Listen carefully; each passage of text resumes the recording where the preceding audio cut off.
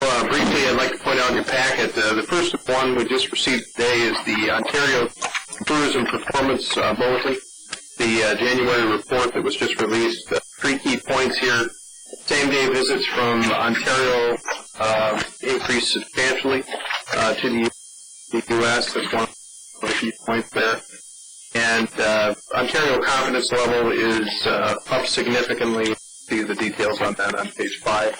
This is something that we've started to receive regular basis, and I think it's kind of useful. It's written, of course, from the Canadian perspective, but I did want to include that in your packet today. Okay. Also, there are about 5 other things here I'll mention briefly.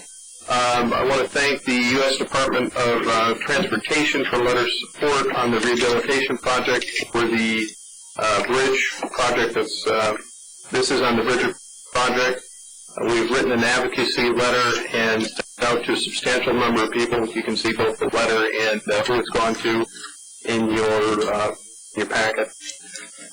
In addition, there's a nice letter here from Mark Frechette, the Acting Regional Director of New York State DOT, regarding the support for the Port Access Road project to help move that through.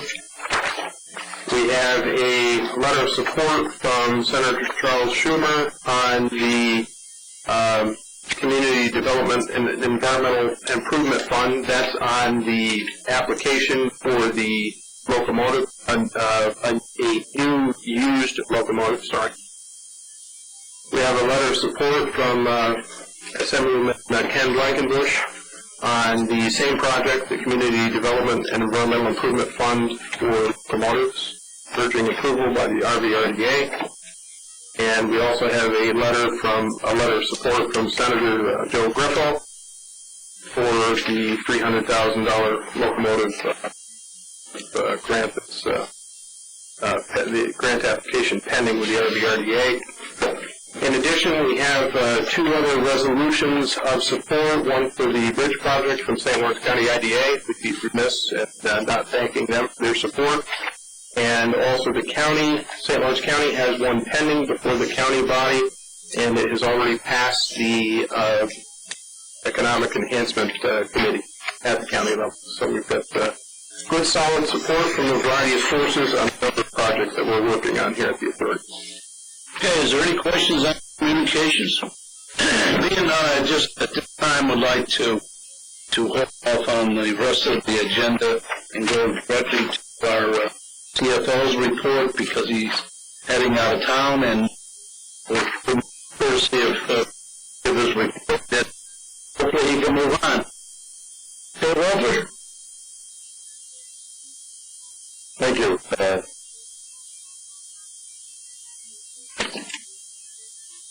The first on the report is the internal financial statements. At the board meeting, and they have been. There was no small task to get them ready for today. They are in draft form.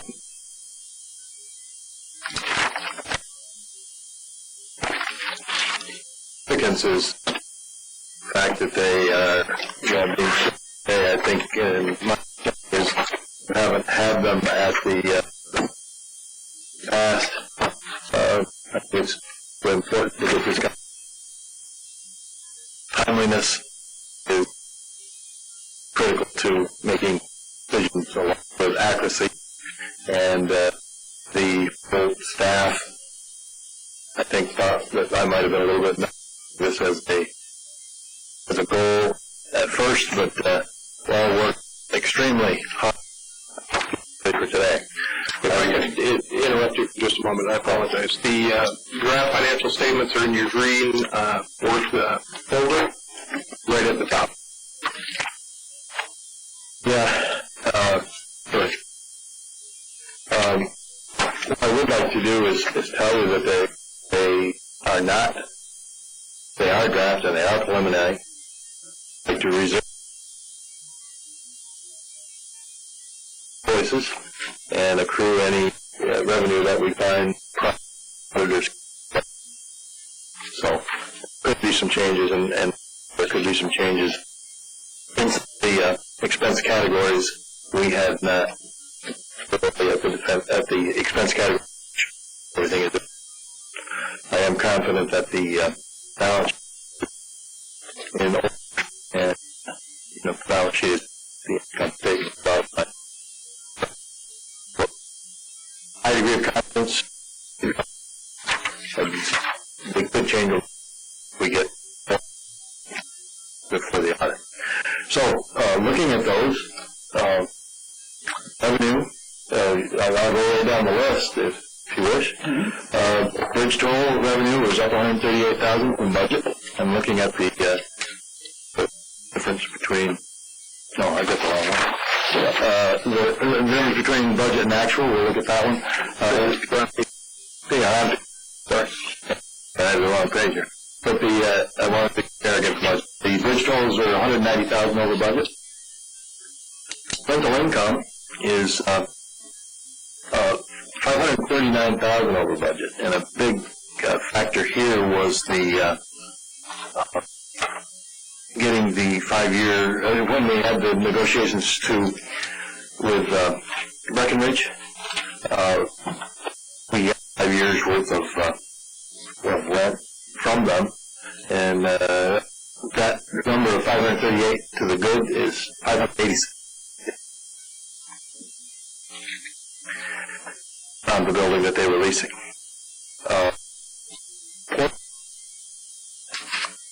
Income down $111,000. Most of that is salt, receiving salt, loading, weighing, and relocation. All. That's a total of being down more than the $111,000. Casco was down.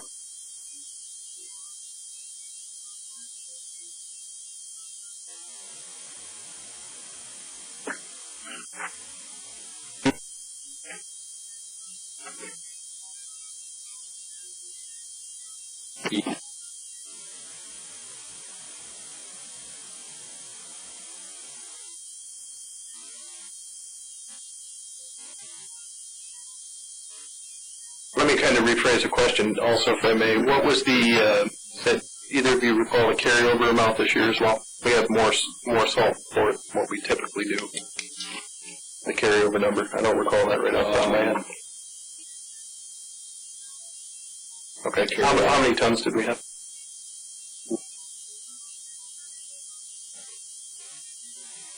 Okay.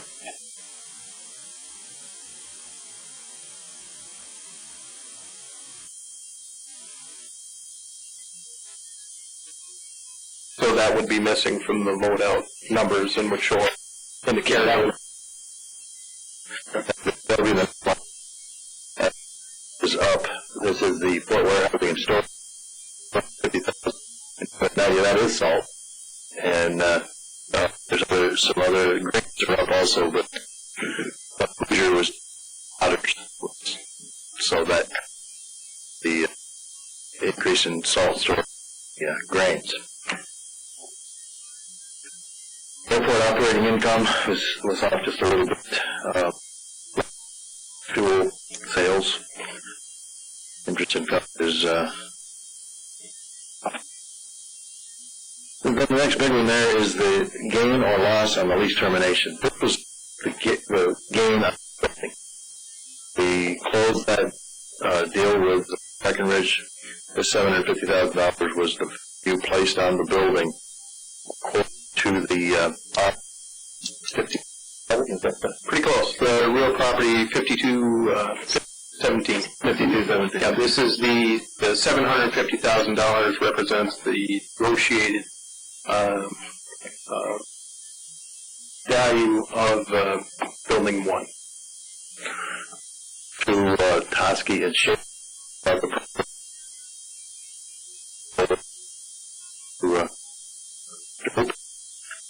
And all I think are comfortable with this, with the way I account for. Yeah. Yes, exactly. The only question is that really what it's worth? And it could be appraised. That would cost us some money. The appraisal done in 2007 was $1 million. $1,000. The value that was on the building and built it was $717,000. And at the time it was appraised for $1 million.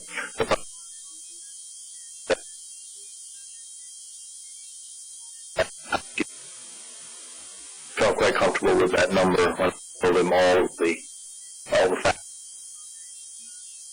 If we're comfortable with it, Chris was comfortable with it, that it probably was not worth it. So,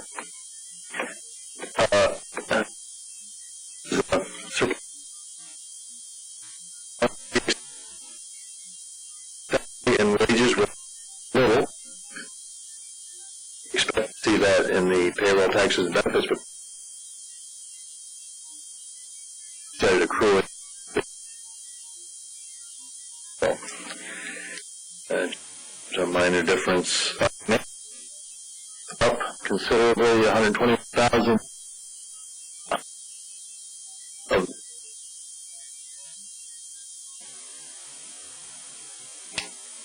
at the port. Port was up.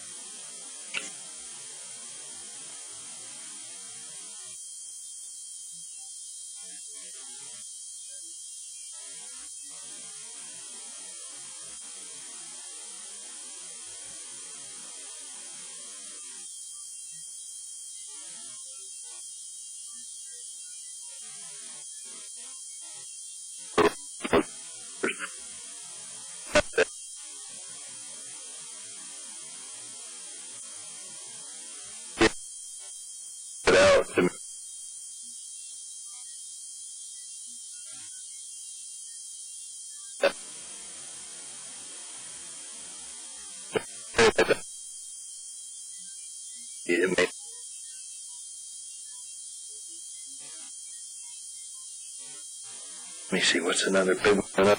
Legal fees?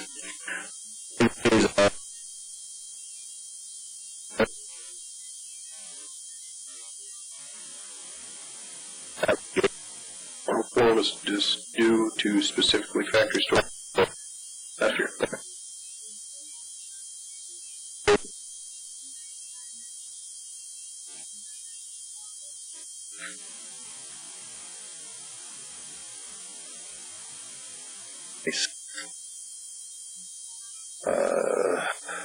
Other fees, 70.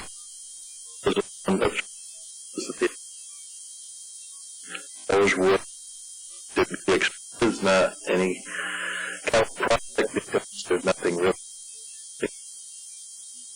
of anything, or it was considered.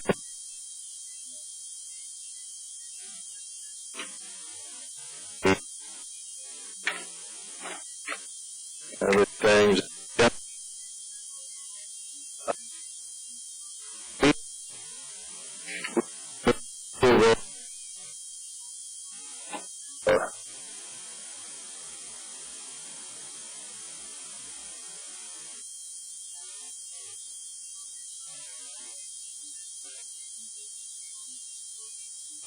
Was high. I think the machines, the telephone expense was higher. I don't know why things were high. About $24,000. We've also been fighting a lot of IT battles this year with internal problems where we've had to call advanced business systems quite frequently as well. So that's one of the other issues.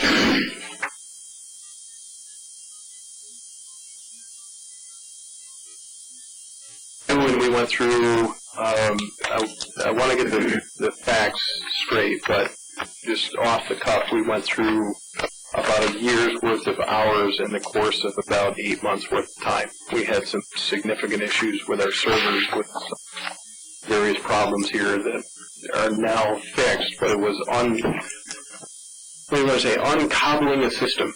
We had previously we had a system here that was cobbled with the electronic equivalent of spit and baling twine.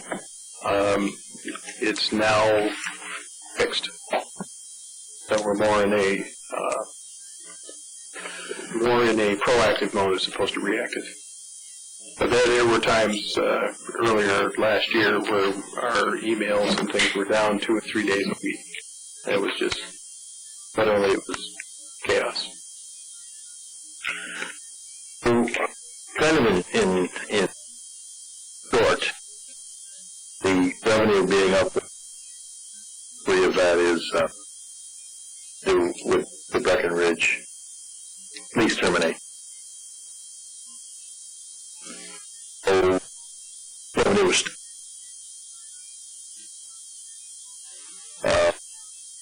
and the 1.2 million again would be because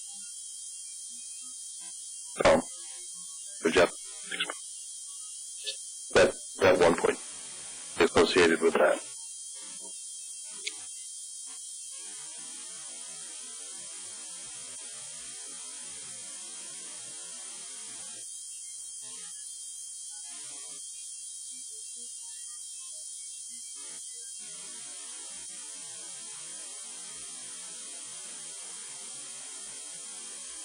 They're showing it as an asset.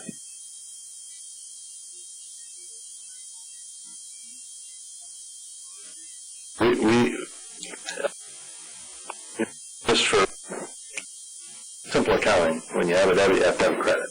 So the debit is $750,000 as an asset, and the credit is this gain or loss on a lease termination. We didn't pay for that building. We got that building at that lease termination. They owed $1.3 million on that lease that they had agreed to.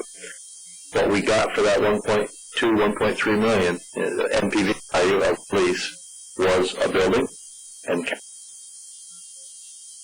So the building at $750, there wasn't a loan,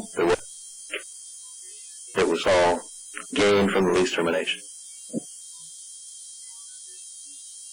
If we sold it for $1 million next year, then it would show on the on our financial $250,000 gain. If we sold it for $550,000, this creates the. And just as a quick reminder, also in the 2010 fiscal year, we actually paid off the $636,000 of debt associated with that bill as well. I just wanted to remind the board. I mean, that doesn't show up here, but.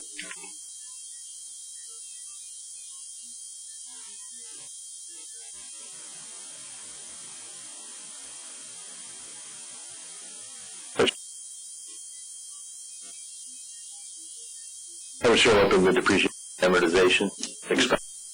We did depreciate that 2 months because actually it came to ownership February 1st, so we did depreciate over $1,000 over, I can't remember the period of time, but according to. You do that every year? Yes, every month, but every year. All of our assets depreciate. So when they $1 million in it, it's going to raise it up a little bit, maybe. Yeah, so our construction process, as we, read something or improve the building, would then at the end of the project would be capitalized. And that building as a capital improvement, and then it would be worth $1 million. Yeah.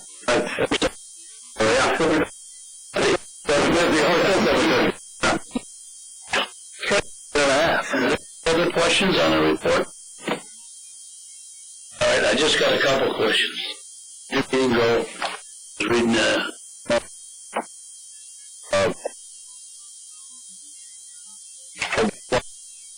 that command. He is very willing to share that knowledge.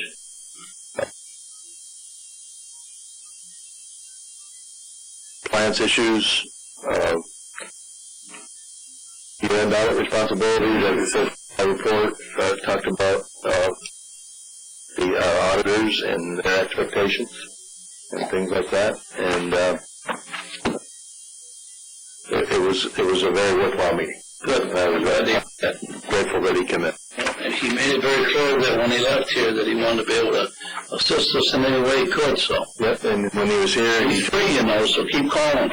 yeah, If he says anything about a bill, don't call him. he invited me to call him at any time. He sent an email, and I know the walls ain't far away. We're going to use him next. use him this week. So with that all in there, does anybody have no question, I think?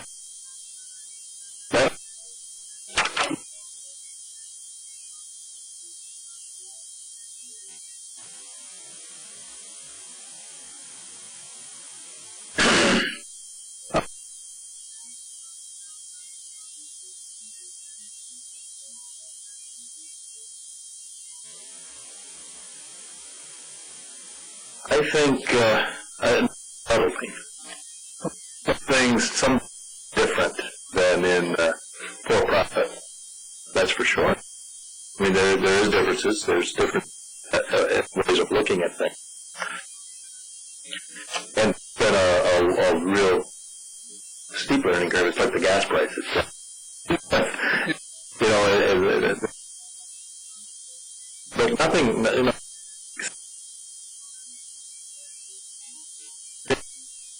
as I expected I would, with the variety of assets here. And costing out, I found that really interesting. I think, and I don't want to speak for John, but I think it's useful not only for me, but for him, you know, in getting, because I am a cost accountant, really. That's my area of expertise, and to be able to, you know, how a certain piece of business would be handled. A lot of pieces of equipment we would need, complete a task, and being able to put that all that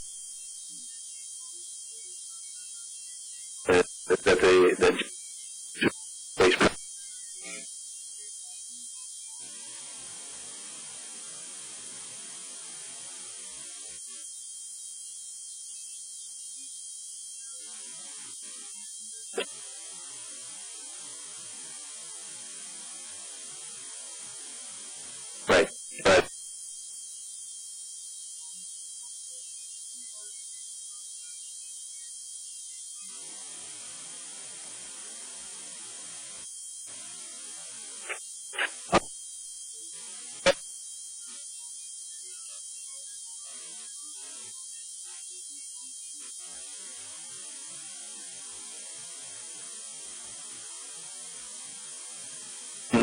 Right.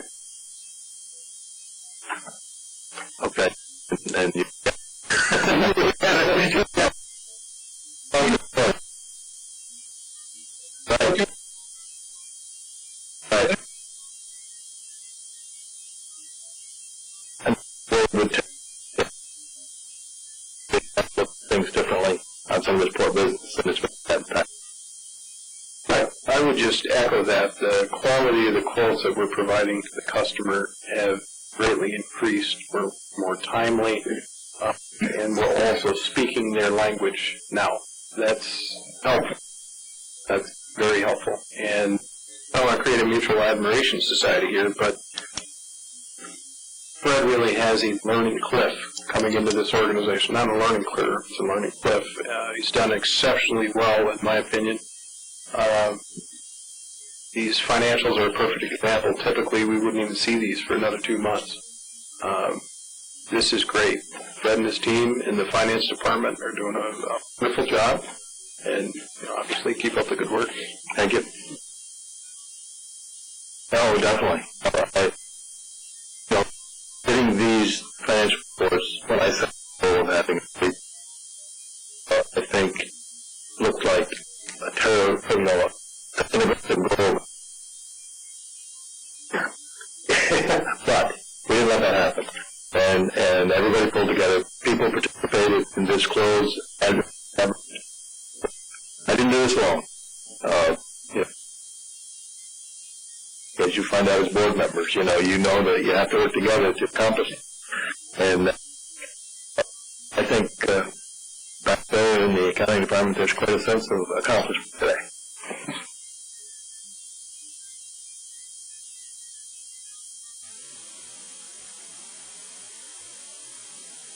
I'd like to say that.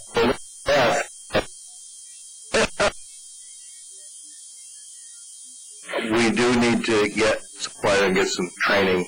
I would like to accomplish what I'm working with them on the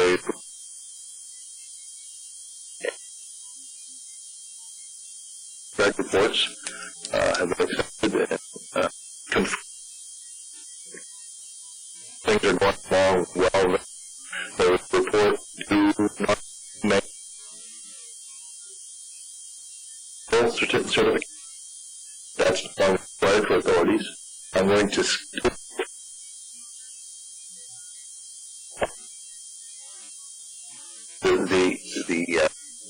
what they said was that you're no longer required to do it, you still have to meet the internal control requirement.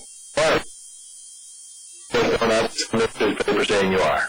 And let me ask you, Bruce.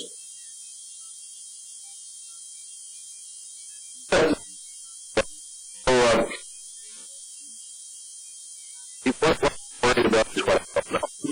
You know, one, why didn't you get,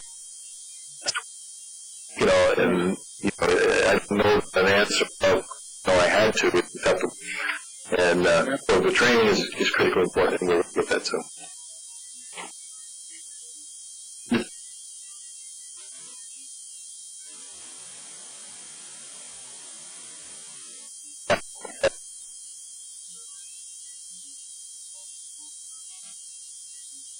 No, I have something to talk to them today. 4 times on closing the books.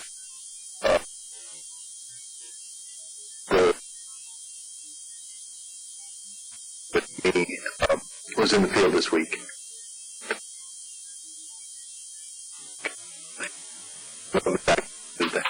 So, we will get the dates. Hoping it's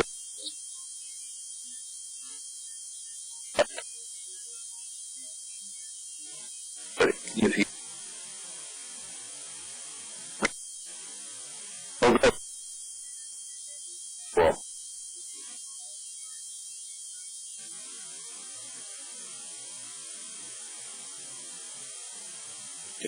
okay.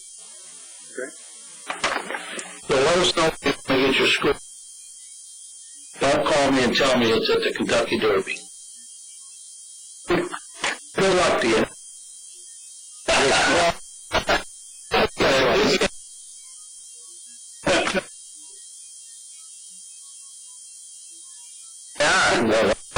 We definitely need to look into that.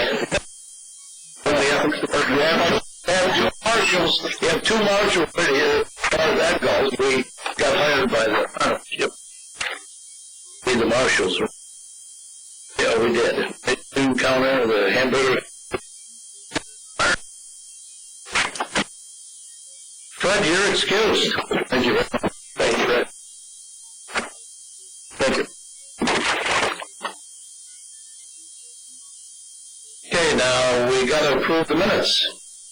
No, that's good.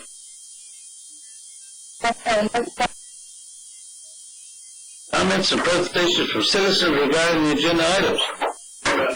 None? None. Like that. Okay, we'll go down to the staff reports. Well, a couple things that I had previously pointed out. There's 2 letters in your board packet that went out, one on the bridge approach project, and short answer is we've done significant outreach to a variety of external agencies trying to get support on the bridge project, the access road, and other things that we're working on. And short answer is it's paying off. We have spent a lot of time this month on Port Access Road project. It's not out of the woods yet. There's a new process that's been put in place by Division of Budget that is significantly slowing the project in the approval process. It will, I'm told it will come out the other side eventually. It's not there yet. It's still not done. But I would specifically like to thank our Assemblywoman and our Senator for their assistance in trying to move this project forward. Another key thing to mention, the reimbursement requests were received from New York State DOT, so that $2.5 million has been reimbursed. Negotiations have been, we're getting there with CSEA. We're still worlds apart, but some of the things we're starting to have agreement on. At the port, we had a very good meeting with Fort Drum officials, and Congressman Owen's office and also the Canadian Seaway was there as well. The majority of business that the base handles the port is not eligible for due to the way they certify their supply chain and favor by regulation people at ports.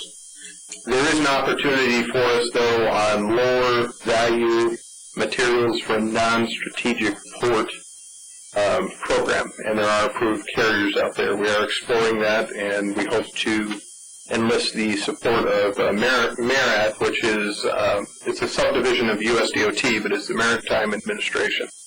One of their goals as part of the Energy Act, of all things, is to enlist and assist ports in this effort. So we're trying to enlist them as well. It's the strategic I've forgotten. Do you recall what it is? Okay. The SDDC program? Okay. Yes.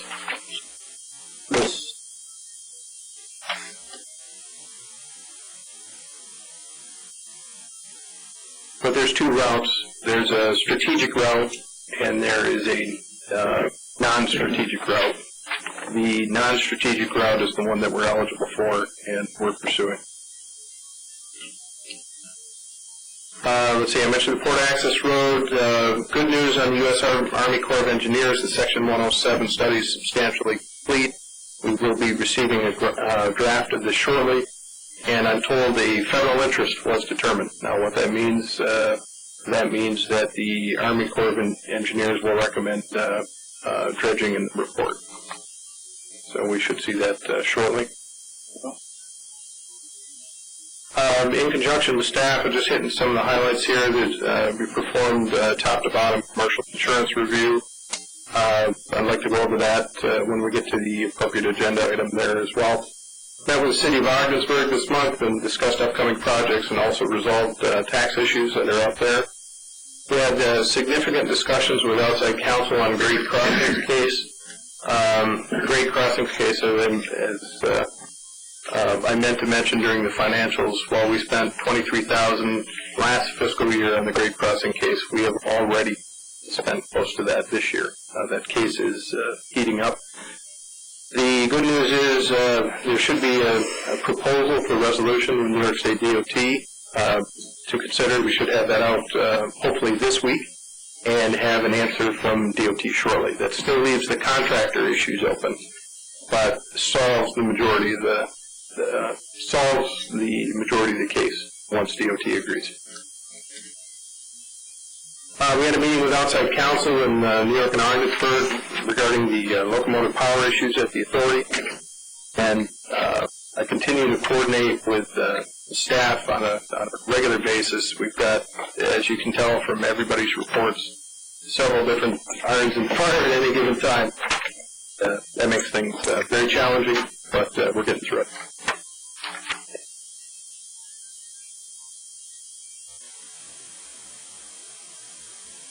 There is a need for executive session on that topic this evening. Legal issue. I would just like to comment on one thing. I went to Chicago with Wade and with all of the ports in the United States. And I'm very pleased to tell you that You know, over 45 years in the Teamsters business, I've been to a lot of things. But I was very pleased to see how they were trying to work the transportation of the United States as far as shipping goes on the St. Lawrence and the Great Lakes. Good to know that there was a lot of things going on. In certain ports, they're not going to get a lot of help because they just hate the volume there. So, one of the things that was interesting to say was at the end when the Secretary of Transportation was there. LaHood, isn't it? Ray LaHood, yes. Ray LaHood? LaHood, yeah. And a question come up as it did over in England. My good friend John stepped in there for a minute when comments were being made. And it was in regards to the Jones Act. And I don't know if it was the same person that was in London, in Amsterdam or wherever, and the chairman of the transportation said, I can't answer that question, but this gentleman right here can, because he handles it every day. So what complaints have you had? None. Now he's talking to all the ports in the United States. He said, we've had none that I know of. And as far as changes in the Jones Act, he said, I haven't had anybody that requested any.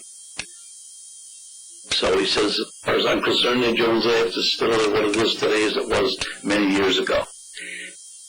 We sit there, and I was going to speak on it, okay? Because the Jones Act, they say it's the unions that put it in place. The unions didn't put it in place. Was there suggestions from the unions over the years about the Jones Act? I imagine there was. But he come out very plainly and told the gentleman, that is done by Congress of the United States of America. So if you want changes in it, that's where you get your procedures. You order it from the Congress to the Senate, and you get it back. And to change the Jones Act, I didn't hear anybody in that room from across the United States wanted to change the Jones Act. So, good, bad, or indifferent. I'm very pleased to hear that. And John knows very well that it was going, and I would imagine it's the same guy that's got the problem with it. But, they put the Jones Act in to protect some of our people in the United States and protect their jobs. There's a lot to it, so I just want to let you know I was a very education to see how other people think. And there is going to be a lot of changes come on the same way and the Great Lakes, but they're going to stay in the shipping business. Or they got to change. Big change from what we see today. So anyways, I just wanted to tell you I was very pleased with that meeting. I wasn't pleased with the flights, getting back at 3 o'clock in the morning, and on an aim, those 23-hour days. I thought we hit the jackpot, but we didn't. I thought we had an earlier flight. We had a 5-hour standby. Then we were told, you're in the wrong airport. We had to walk 4 miles to find the other plane. He's not kidding. One thing I would just add on that, and again, I apologize, I kind of forgot to mention that, because I sent out a separate mailer, but I was very encouraged to learn of the future funding initiatives that were coming. The future funding initiatives are multimodal focused. They're going to be similar to the Tiger program that we've submitted to before, but there may be such a thing as there's a good larger project there that we could submit the bridge, the port, and possibly the rail, and have it scored higher. We'll look at that as it comes. No, not for, probably not for the. Well, I'll give an example. I'll give an example of the benefit of this meeting. The day prior, John and I were at Fort Drum having the bidding of the SDDC program with base officials. The next day, I'm talking to the Gateway, the St. Lawrence Seaway Gateway Administrator for USDOT, who is also the head of the MERAD program, that can advocate on our behalf for that program for those low-value materials through Fort Drum. So it's just, I mean, freak coincidence there, but perfect example of the type of thing that you never know how it's going to turn out when you're talking to these people. They were very interested in having a railroad and port and all of that connected. So we got some guidance there. We met with, what was the lady's name? The head of the U.S. Army Corps of Engineers. Yeah, she's a civilian side. And she's waiting for a letter from Wade, I would say, on some of the rail things that we're looking at, some of the improvements. There's also maybe some way of getting some Taggart grant money for the rail.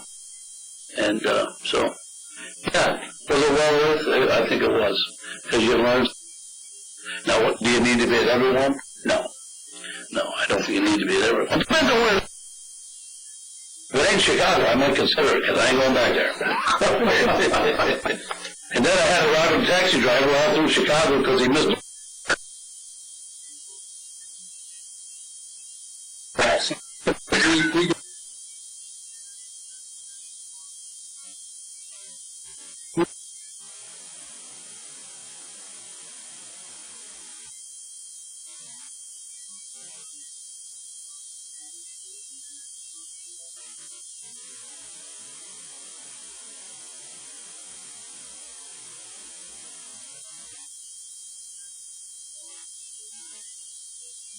It was a huge value, even though it was an extremely long day. It was definitely worth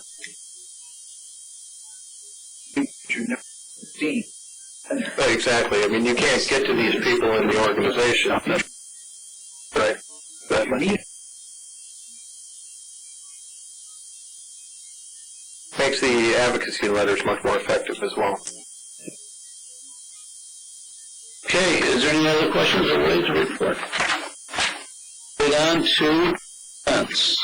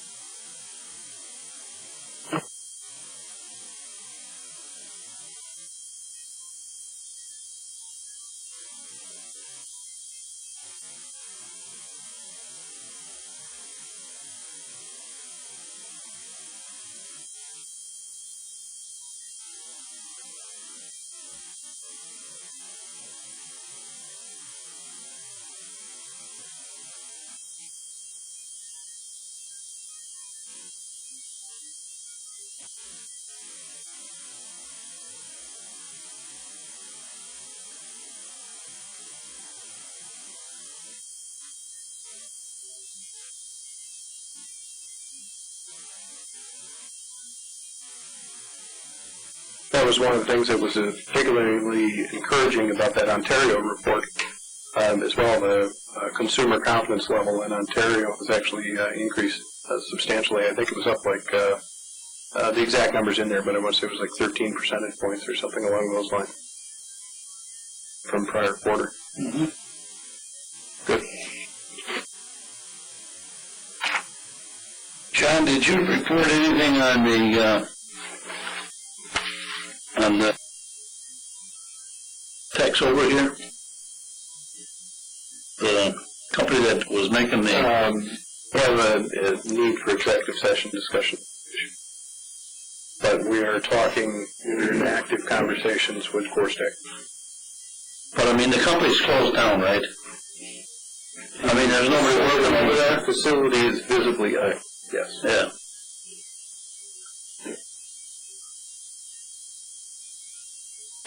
Well, we kind of got to be careful because we don't comment on individual businesses in park, businesses their own in that regard, but, it doesn't take a genius to see there's no cars in the parking lot. Well, that's what I heard, because people are asking me about it.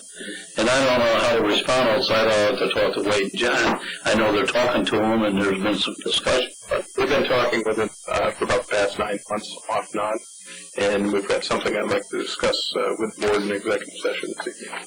That's fine. I just wanted to make sure that you know if John had talked about it or not. Okay. Any questions? Director of Operations, Steve, you're up.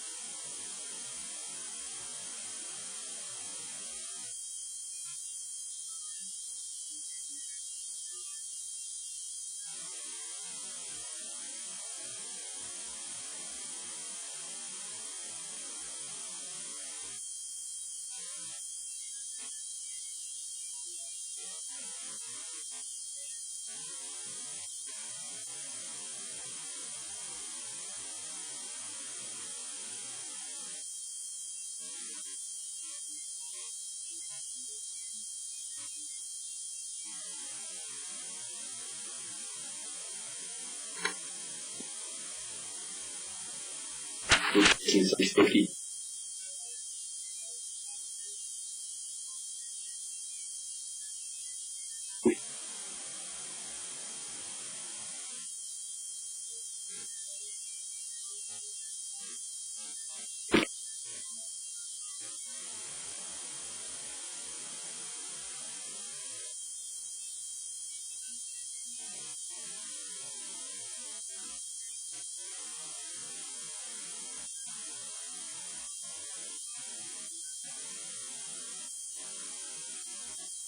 Bird.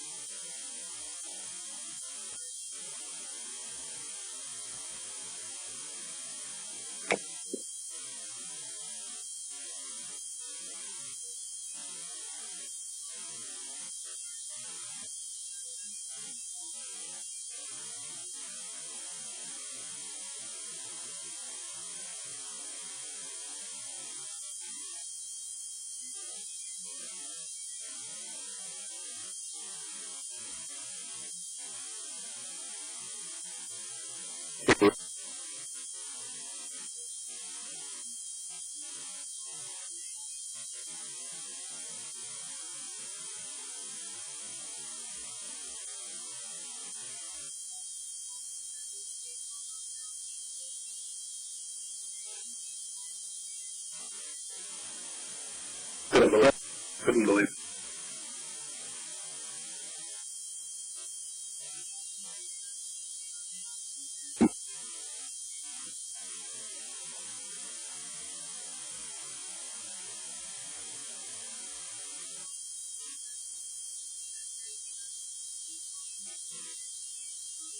Well, it's got some bells and whistles that weren't listed in here, like covers and things like that are very good addition.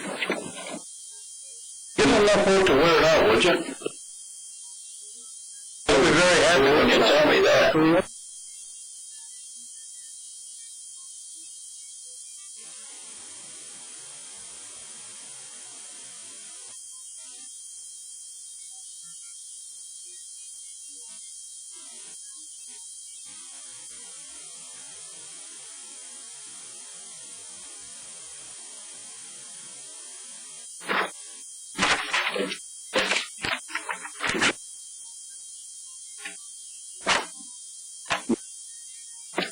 I appreciate it.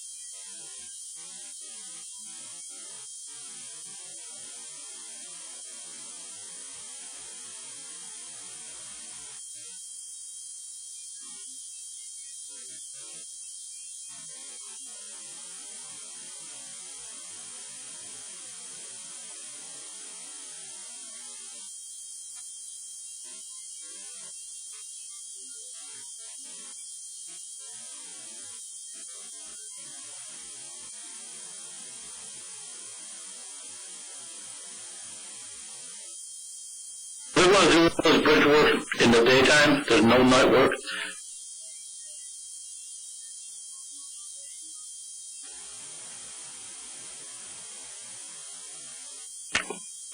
Okay. I thought that's when they were going to do most of it.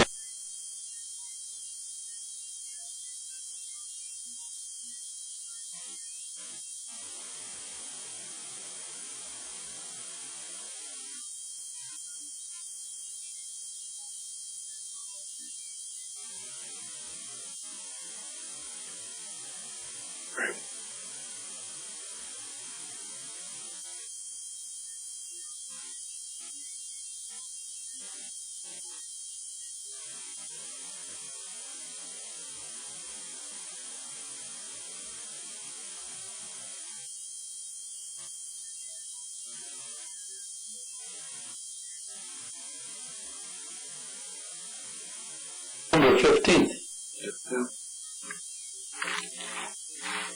Remember I said? See ya. It was done November 15th. Okay, Steve, did you have any conversation at all on the salt? The salt company would consider, giving discounts in the summertime to towns and villages?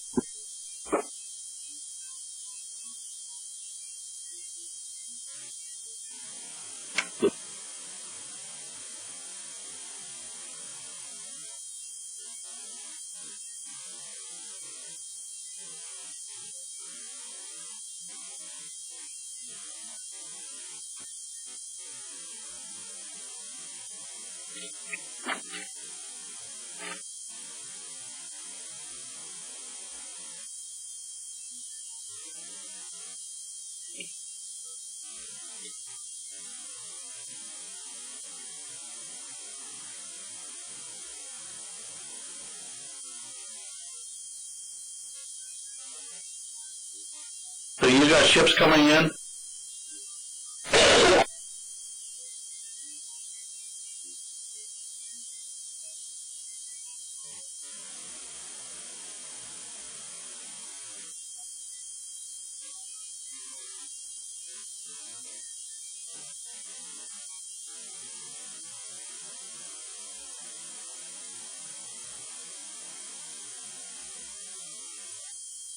All going to be on our dock, though.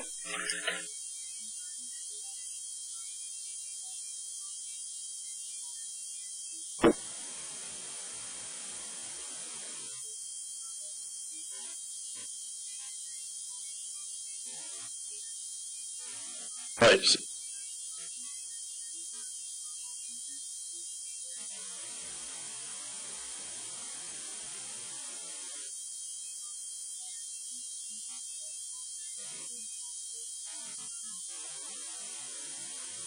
That's why it's important that we continue efforts to move that additional salt pad forward that we talked about sometime.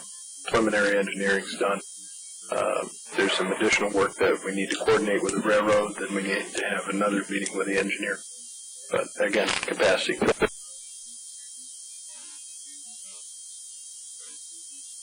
Yes.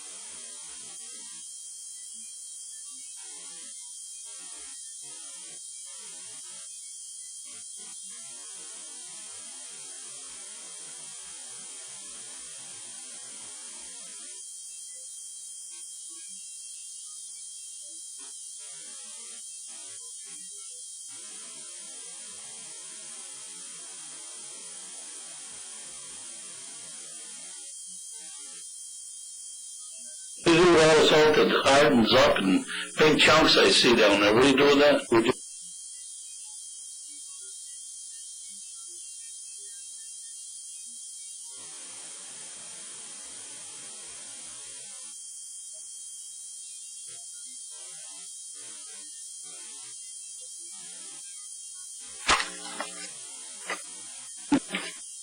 Okay.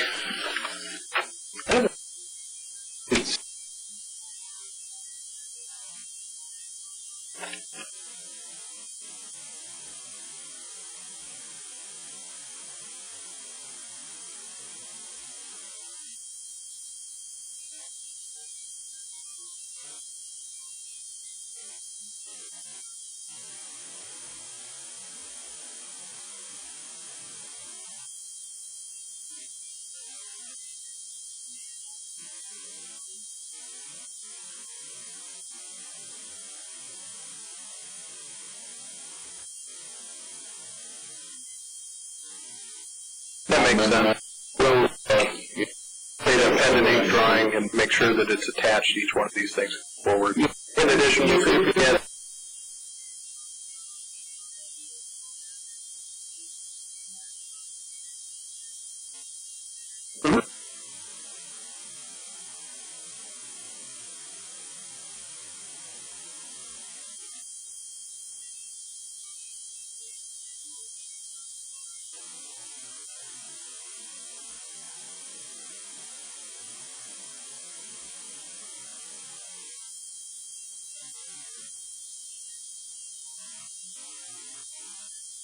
kind of like what we do.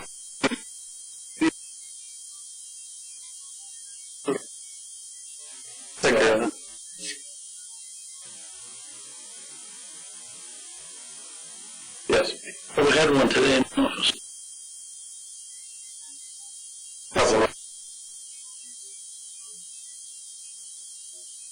Well, we could have them sitting right here on the table so that way you could see it. Good idea.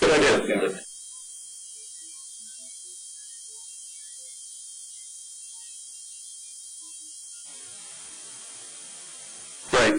Well, like tonight, we've got one of the things coming up in Building 6. There's a diagram of Building 6. It would be helpful to know where that is in the park. Right. Okay, any other questions of Steve? And, Steve, I know what you want. You want a folder on it.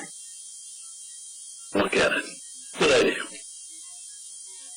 Steve will get that for you. Okay. I guess we can go right into the business items. Let's see, we've got a report.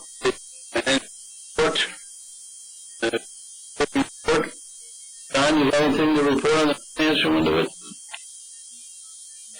Okay, the facilities committee report.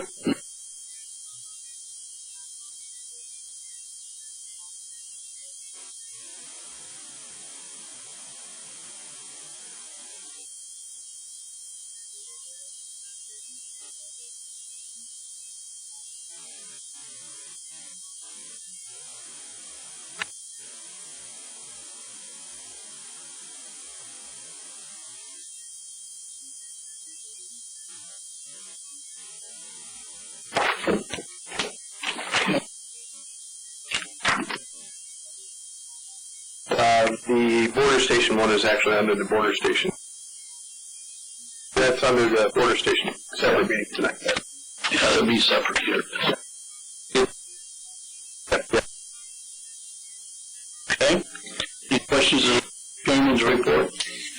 Seeing none, we'll go right along to the unfinished business, events and activities. We got any events or activities going on? How about the June 1st date? Is that all right? We're doing well. Don, you all right there? 4 o'clock still work for everybody? Everybody. 3 o'clock probably facilities committee. There should be I would imagine Probably have us loaded right up to 1 o'clock till you're done. Okay. The business items. We'll go right to them. Hi, thank you, Mr. Chairman. A couple of items for tonight. The first up is agenda item A1, approval of insurance renewal. As you can see here, this is our annual insurance policy that was actually expired April 30th, 2011. We have a temporary binder in place, so we are covered. We submitted to 3 different firms for quotes. on the property and general liability, automobile, the umbrella, the terminal operator's policy, the airport liability, and the crime. And as you can see, the premium from 2010-11, 2011-12 is $136,000. You can see that on the quote specifically on page 11. There is a new set of insurance regulations on page 12. There's a little that was on this quotation, and we asked for additional information. And what it tells us as part of Regulation 194 that the insurance company, in this case, makes almost $20,000 on this premium. That was a regulation that was actually put into effect through Elliott Spitzer when he was governor.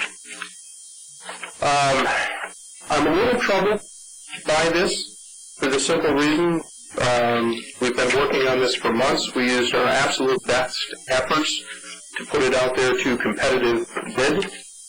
The insurance market by nature is somewhat exclusive and somewhat segmented. And I have also included for your reading on page 14 and 15 other two firms that were extremely familiar with us and why they did not / could not quote. I thought that was information that U.S. board members need to be familiar with.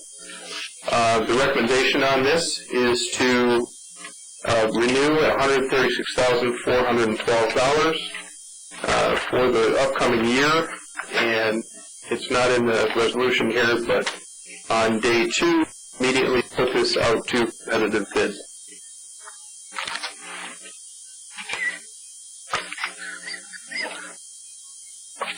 And I'd be happy to answer any questions that you have.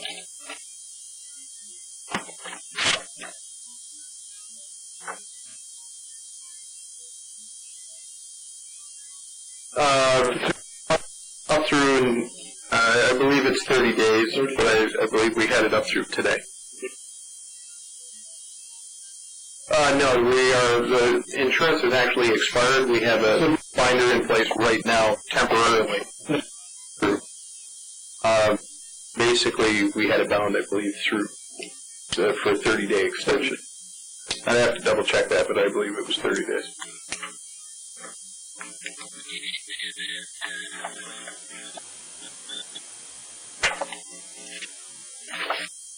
Telling us here, from what I can see, there is some savings they did.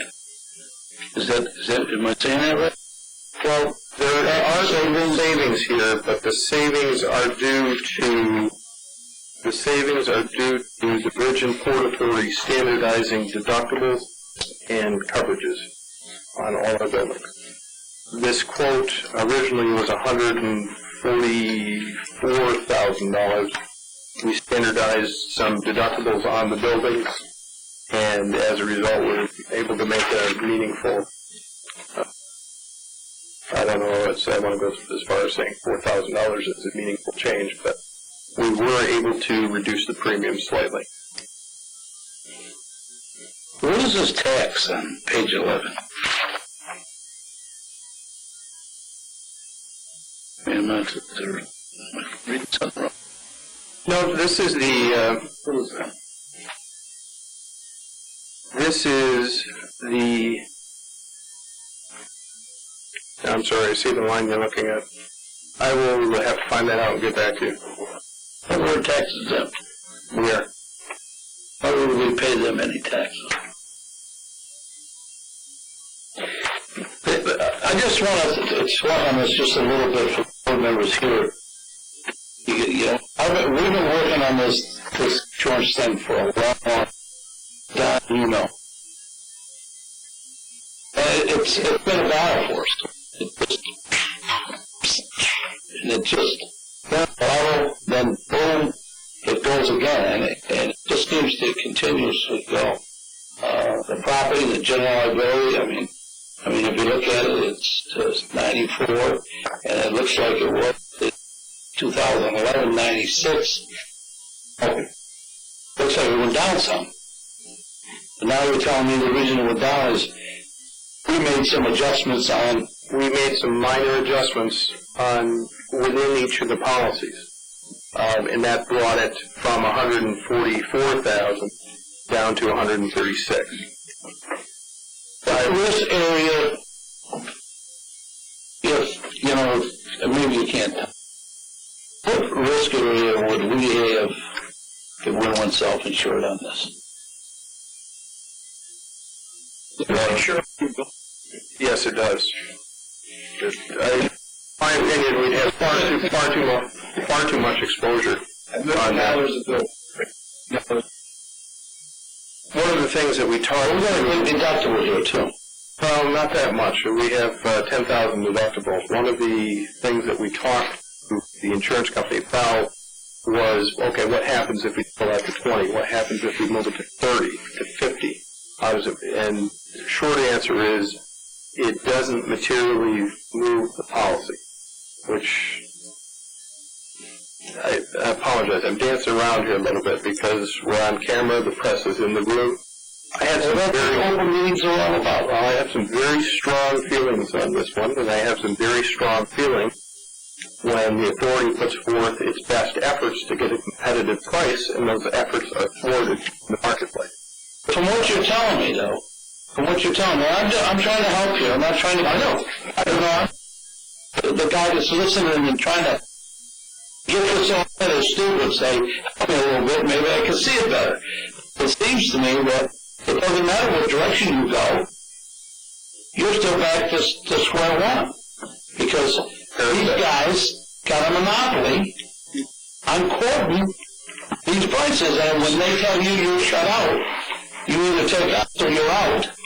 Well, that is a very fair assessment. And of course, if excuse me for saying this, but if Elliot Spitzer agreed with these guys, that's probably why he's not governor. That's part of the reason. Well, you know, one of the things that nobody's up there crying that he isn't governor. One of the things that I found interesting is there was a footnote in this proposal that basically stated if you have any questions about what we get to ask. Yeah. We did, and we got an answer. And for the veteran board members here, how many years have we dealt with this type of insurance issue and not known what the company is making? Now we have a very, very good idea of that. Well, they're in business to make money, too.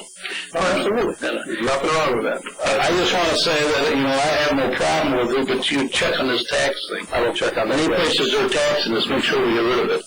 You found the idea, but wider reaching to try other ones.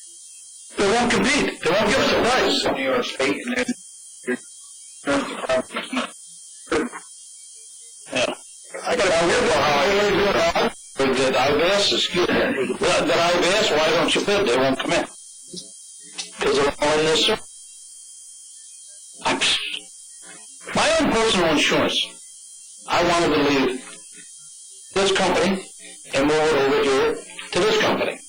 You were using the insurance for 30 years. And all of a sudden, they couldn't insure it. They couldn't insure it anymore. Well, my best friend said, I can't take it. So stay where you are.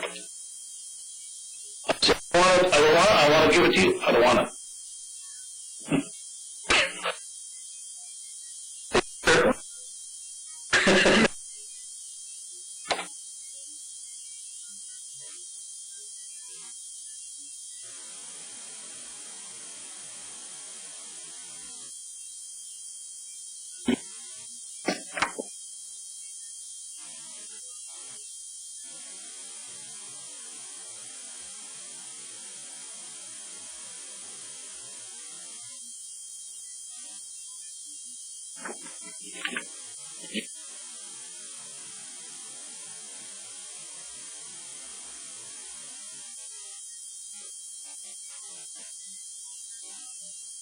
at the end of the day, 10, yes.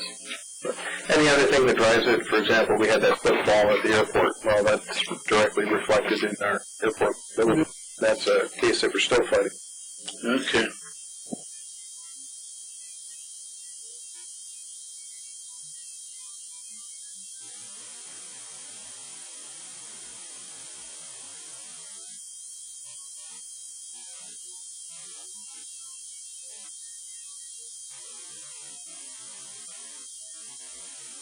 If you think about it, and that term premium year was $96,000, to go back in the Sure.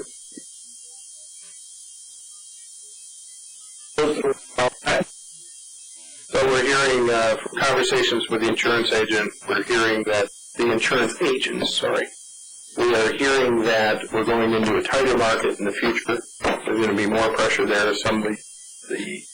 You've heard this before when we talked about the bridge, but the Japanese tsunami putting pressure on the market and all these non-tangible things, they're going to drive up this rate.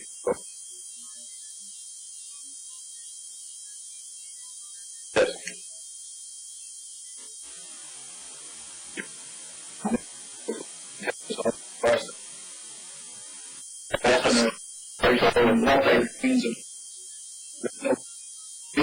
That's what the pressure out of those same insurance things that we're talking about here. Thanks for that.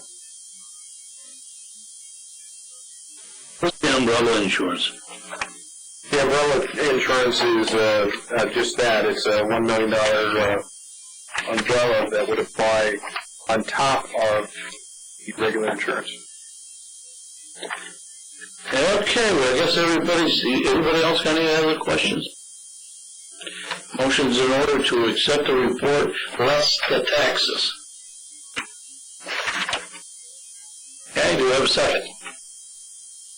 Second by Stan, all in favor, signify by saying aye. Opposed?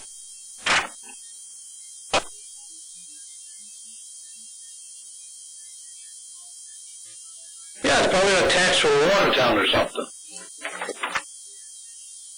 Find out what. Well, I don't think we should have to pay tax. Depends who is the tax. Investment. We clearly need more information on that. I'm concerned with the dollar amount as opposed to the one item. My apologies. We'll follow up on that and get back to you. You're not gonna pay it. What's that? You're not gonna pay it, right? I don't intend to pay it, no. Okay. That's not what the resolution says. The resolution said not to pay that. Pay it. Right. But I still want to follow up and let you know how it turns out. But you want to write a check for it, it's up to you. Who's ringing? All right. We all set, Mr. Chairman? Yeah. Okay, we're ready for the next item. B1 is approval of transfer and storage agreement with John Deerhart.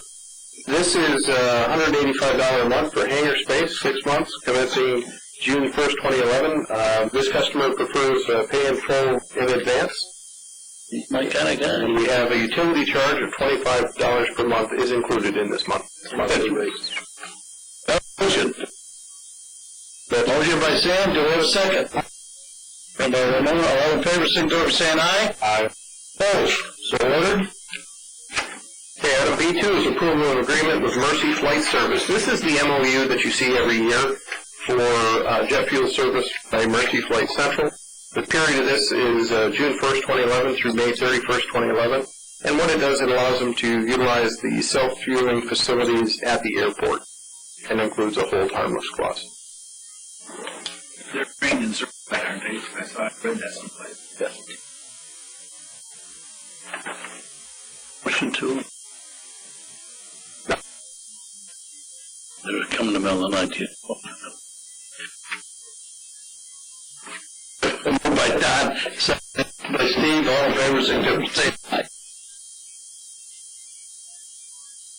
Item B3 takes a little bit of explaining, but I'll be brief. This came through the Facilities Committee today. This is a supplemental consultant agreement with CNS Engineers, and the project is an obstruction analysis environmental assessment project. It's one of the projects that's funded 95%, 2.5 between the FAA, OBPA, and New York State DOT.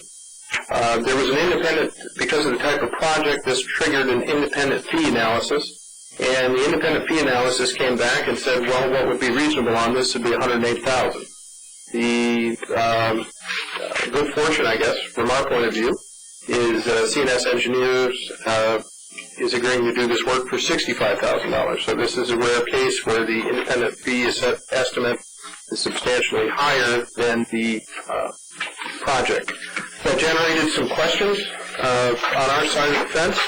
So what we did is we asked for a clarification, and that clarification of what's different between what ENS proposed and what the independent fee estimator proposed is located on page 19 of your packet. You can see the itemized differences there.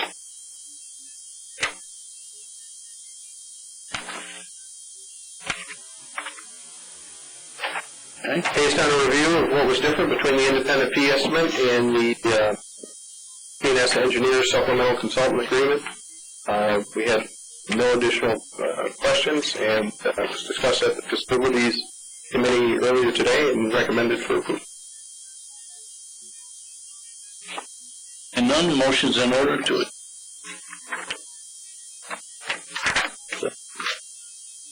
There was a second. Second by Stephen. In favor, signify by saying aye.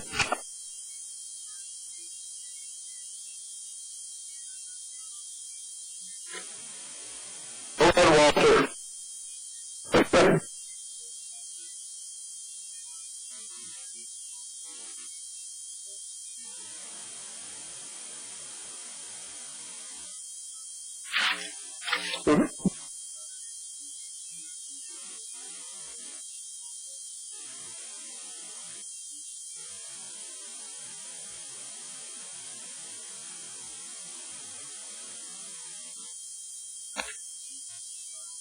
A lot of the typing.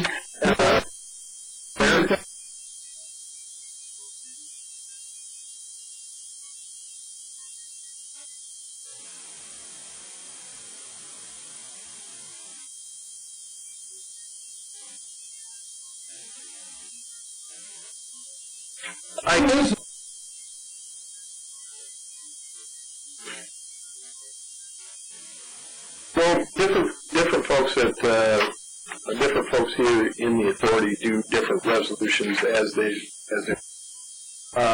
Typically, I have final sign-off before anything gets on the board agenda and goes out in the packet.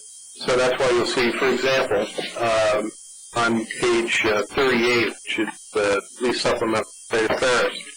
This one was actually prepared by John, edited by Tisha, and has my final sign-off on it so that it can get into the packet.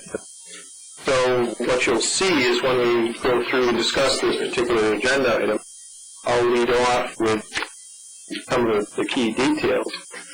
John will have the map and some of the other information, and then we'll have a team effort in terms of discussion.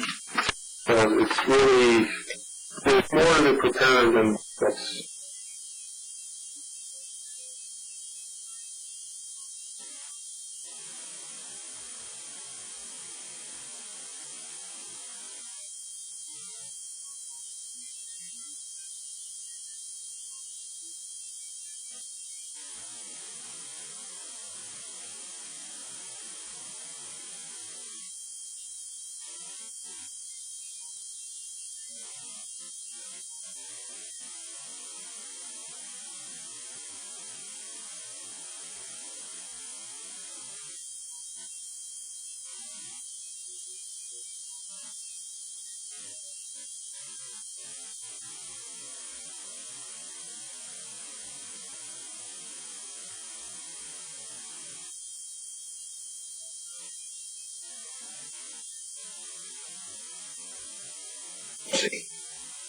They see.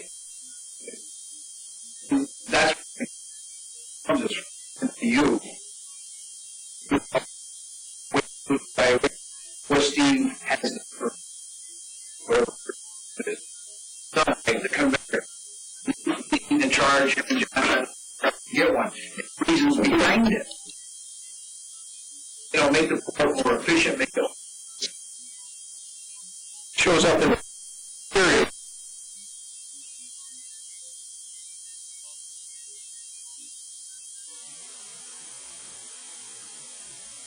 But I think you're confusing the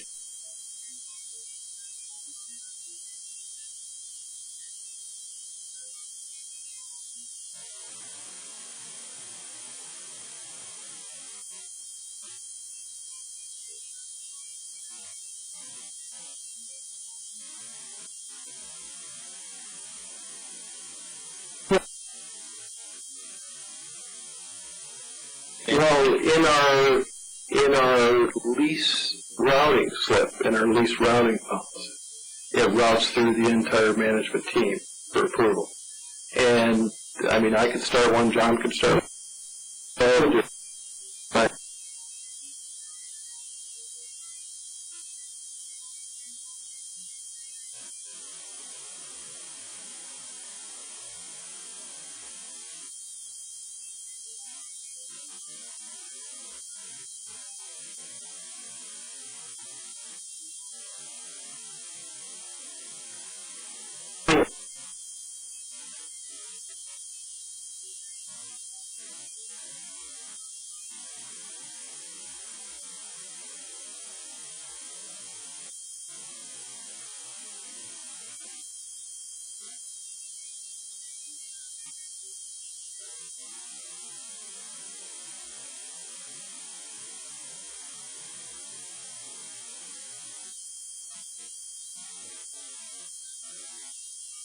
change some of the wording of the people in staff. You would say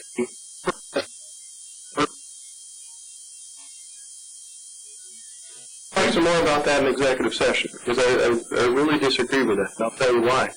Because everything that we do here as an authority, we do as a team. Our routing sheets are done as a team. Conveyor is a perfect example.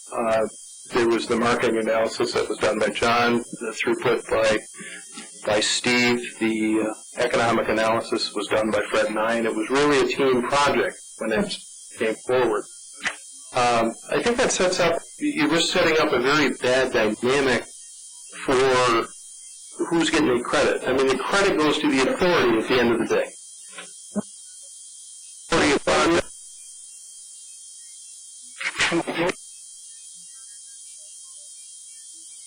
The authority.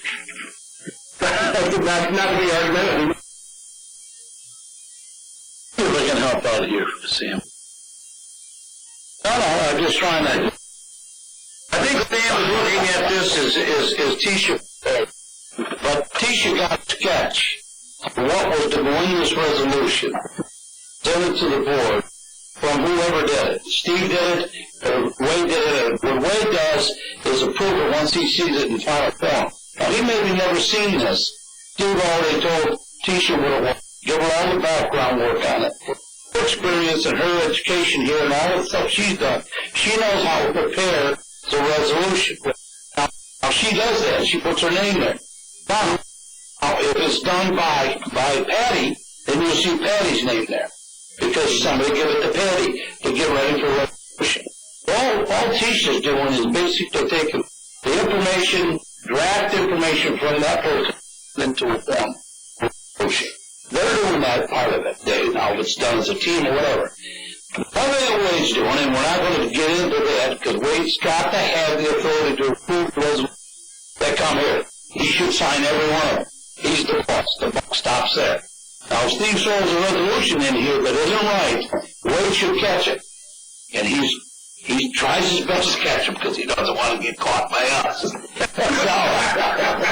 the only thing that's out here. And I think that's the format that's followed. The same thing with me with the collective bargaining.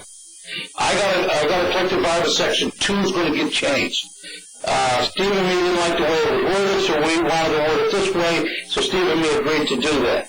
I just handed it in to my secretary. She goes in and makes that change. And she'll put it in there the way we've agreed to. And Steve reads it, I read it, it's in there. Done. Boom. Now I'm brought back to the board for approval or whatever. That's all it's done. And, but they're doing the work. She's not coming up with this wording, any of that stuff. Right? No, Okay. that's usually. Actually, what Sam is saying is prepared by Tisha, but I think what we need, maybe we need to add, it's your resolution. And he approves it. I think this is where the buck stops.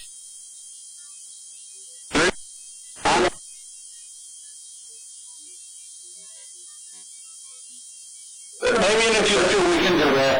Okay. Good. And I don't have a problem with that. I think it's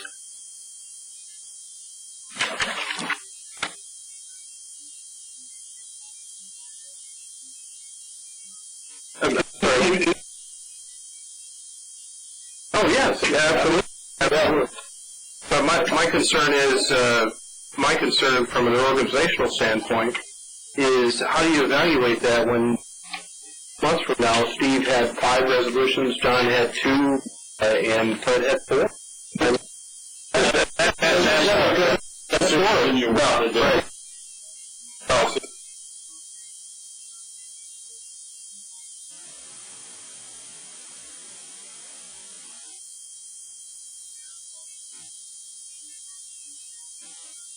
That's all.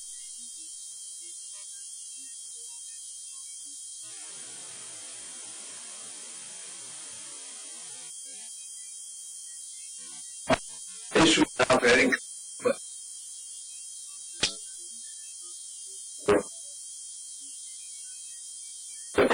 particularly conveyors things I left longer by somebody. I thought, John, why we needed a conveyor. In fact, we needed because we have one now, so we really can't control. So he put together a package, and I think that was just a start.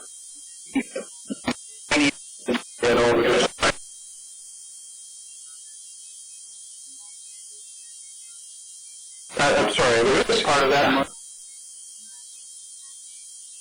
I thought they called you.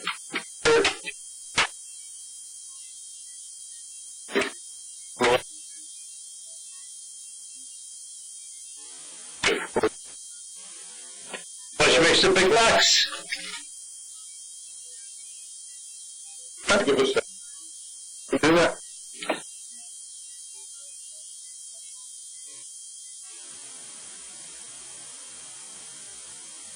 Okay.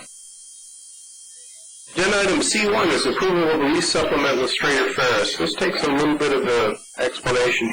Let's start with the rates. The rate is a phased-in rate from May 1st, 2011 up through July 31st, 2013. You did the resolution there. A couple of points on this. This does require a security deposit equal to 3 months' rent and requires that they're responsible for all public and private utilities associated with the lease.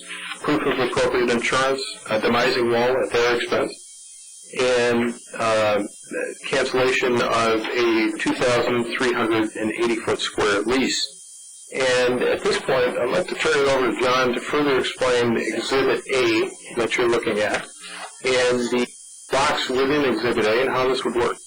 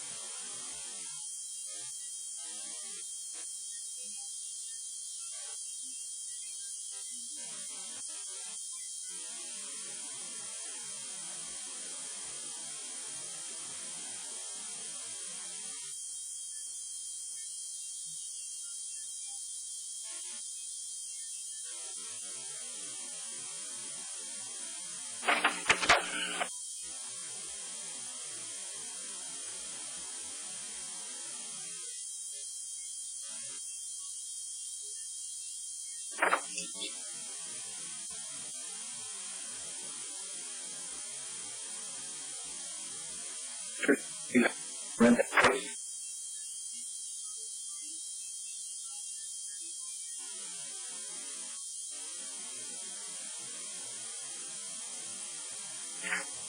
That opens up the space in the back. I understand that we have loading docks in that area and everything, so it kind of This guy is a good catch-all 22. Yeah. And for an increase of employees hired. We don't know that, but could be.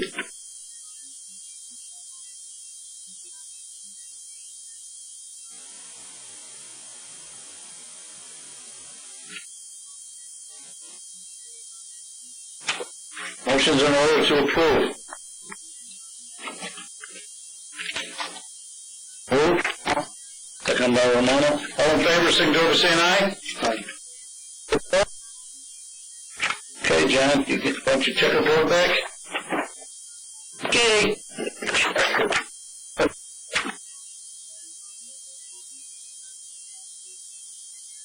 John. I'll be looking in 2013, John, for that 40,000.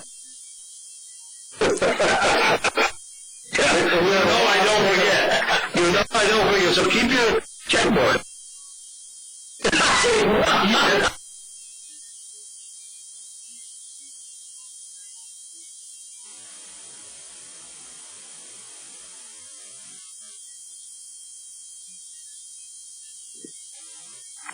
And there's it made a lot of sense. There's another money amount in there too that you didn't mention. CPI. CPI's in there too. Yep. It's not mentioned there, but I think it should be. But John says it's covered. Nah, it's not. I think if you ever check that over, okay? With that correction, John. Okay? Over. Buddy. Another 1,000, don't we? We figured up down how much it is. If we get a big boost.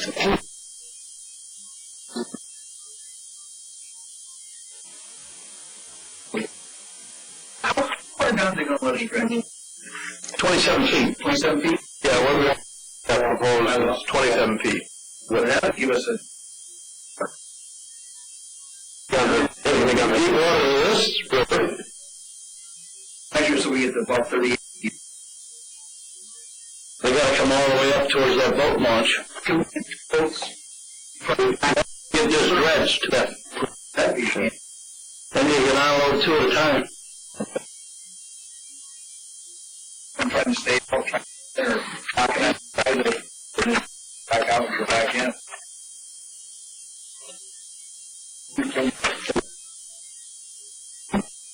This was There is a need for executive session, but before we do that, probably suspend the meeting and on the quarter session. There is a need for executive session on the regular meeting, but what I'm going to do right now is go away from the regular meeting. This is for